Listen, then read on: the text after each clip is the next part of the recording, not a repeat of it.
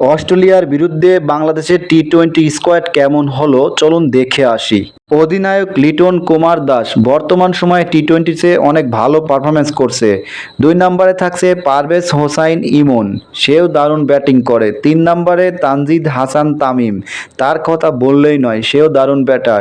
৪-এ আছে সৌম্য সরকার, সৌম্য সরকারকে দলে থাকার কথা ছিল না, তারপরেও তাকে নেওয়া হয়েছে। ৫ নম্বরে আছে সাইফ হাসান, সাইফ হাসানকে নিয়ে বাংলাদেশ দলের অনেক প্রত্যাশা। ৬ নম্বর ব্যাটার শামীম হোসাইন পাটোয়ারি, তার ফিনিশিং অসাধারণ। ৭ নম্বর ব্যাটার তৌহিদ হৃদয়, তাকেও দলে দেখা যেতে পারে। ৮ নম্বরে আছে উইকেট কিপার নুরুল হাসান সোহান, সেও দুর্দান্ত উইকেট কিপিং করে। ৯ নম্বরে আছে শেখ মেহেদী, গত ম্যাচে দারুণ পারফরমেন্স করেছে। ১০ নম্বরে আছে মাসুম আহমেদ, তাকে নিয়েও দলের অনেক চাওয়া, সে ভালো কিছু করে দেখাবে। ১১ নম্বরে আছে রিশাদ হোসাইন, যে বর্তমানে বিগ ব্যাশ খেলে এসেছে।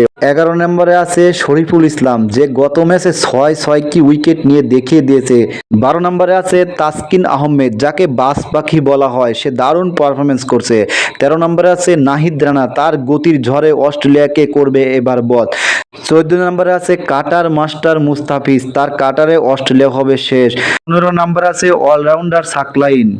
এই ১৫ জন সদস্যের মধ্যে কোন ১১ জনকে আপনারা প্লেইং 11 দেখতে চান সেটা অবশ্যই কমেন্ট করে জানাবেন।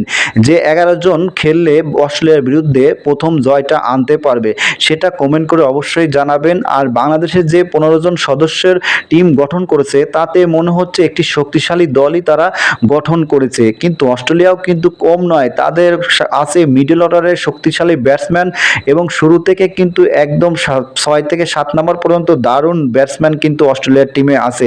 এখন দেখার বিষয় গতকালকে বাংলাদেশ অস্ট্রেলিয়ার সাথে কেমন করে দেখার বাকি।